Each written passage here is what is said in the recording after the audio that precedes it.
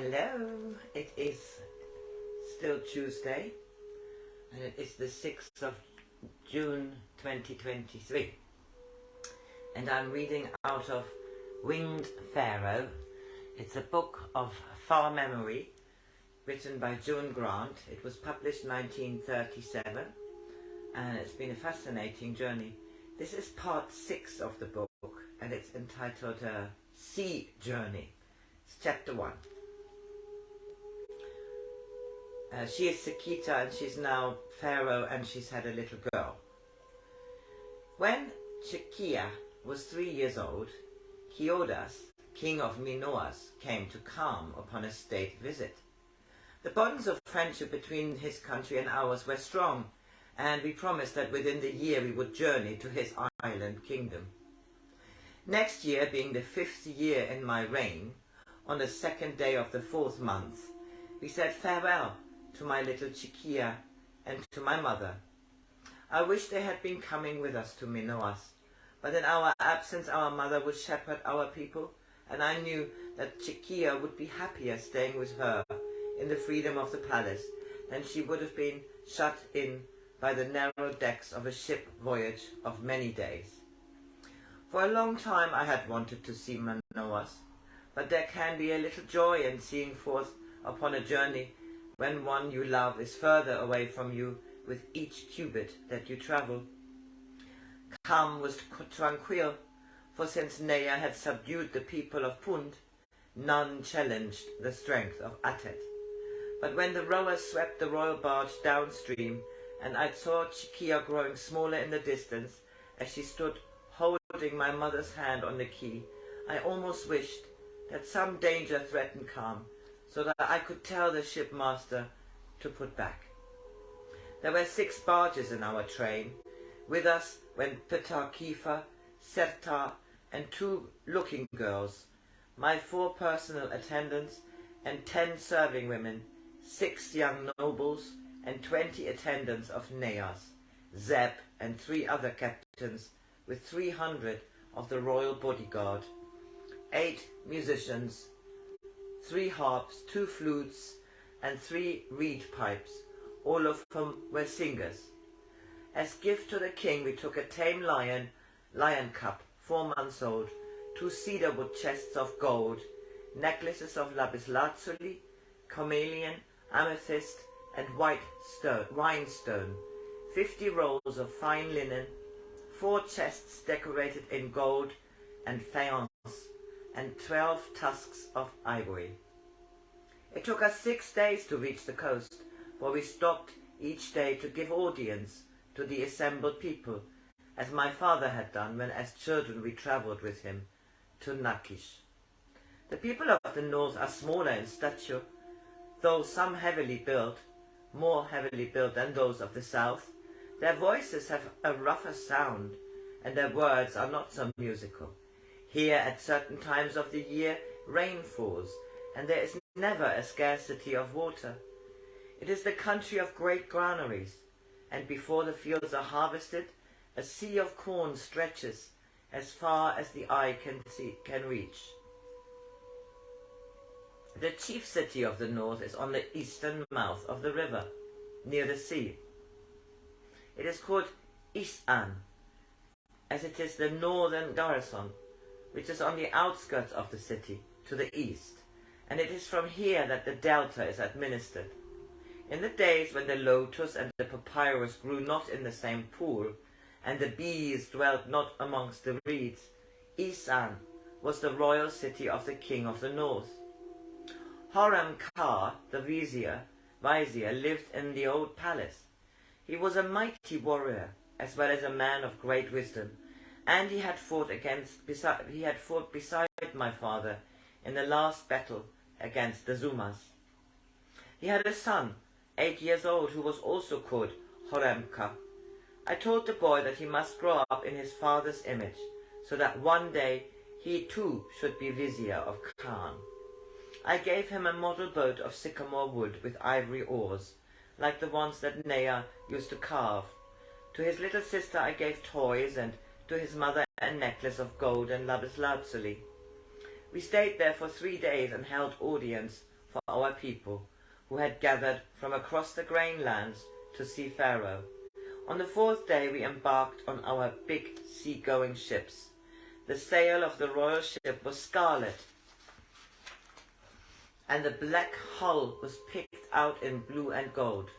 5 other ships of calm went with us, and Kyodas had sent 8 of his fleet to be our escort.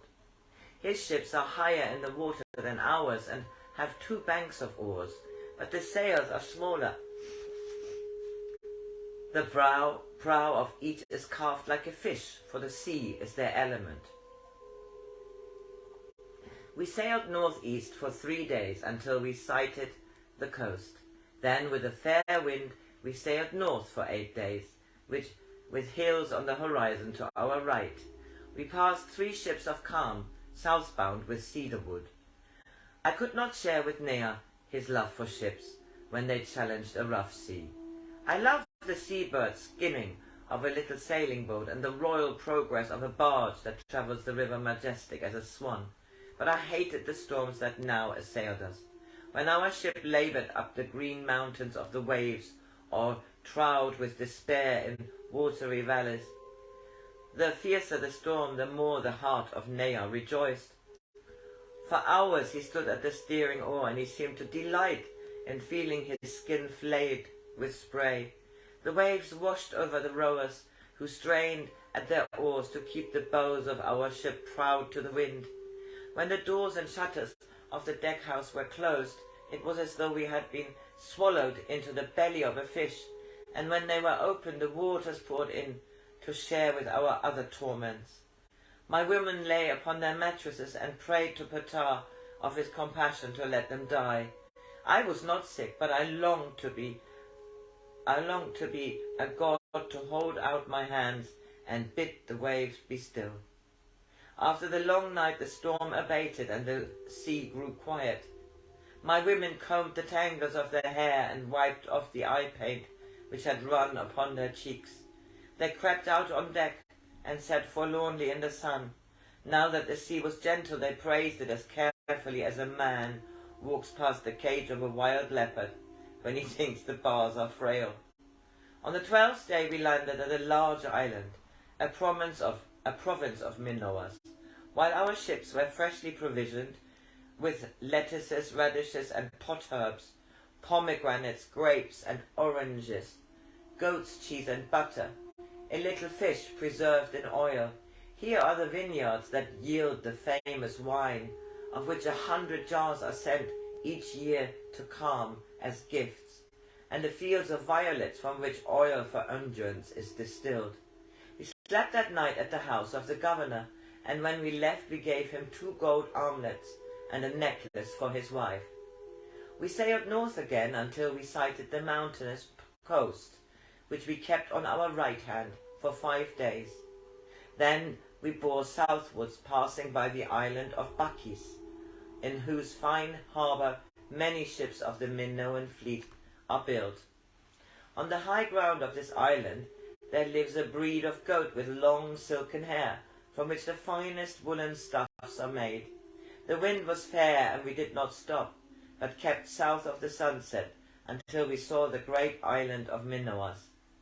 As we came within sight of its shores, a fleet of 50 ships put out from the harbour to greet us. The largest of them had a sail of cornelian red and white, which are the royal colours of Minoas.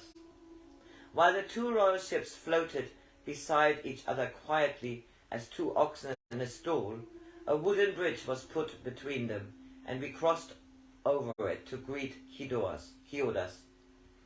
He wore a draped tunic of white, bordered with purple and gold, and his bronze hair, which curled to his shoulders, was bound with a plain golden fillet. His sandals were studded with amethysts, and he wore a large amethyst on the first finger of his right hand. As soon as we had stepped on deck, girls wearing thin tunics the colour of almond blossom played on lyres and cymbals and sang us a welcome. The sun has risen after a long night. The barren trees are covered with birds.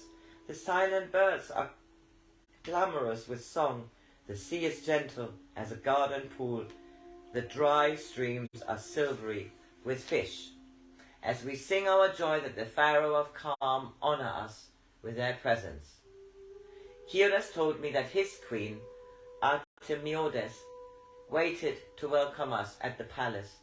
The harbour was alive with little boats, who cheered us as the royal vessel was rowed to the quay. The shore was crowded with people from the neighbouring villages, who craned over one another's shoulders to see us, chattering together in their excitement. They were gaily dressed in brilliant colours, which were not hard and clear like the dress of the people of Calm, for to each colour there were many tones.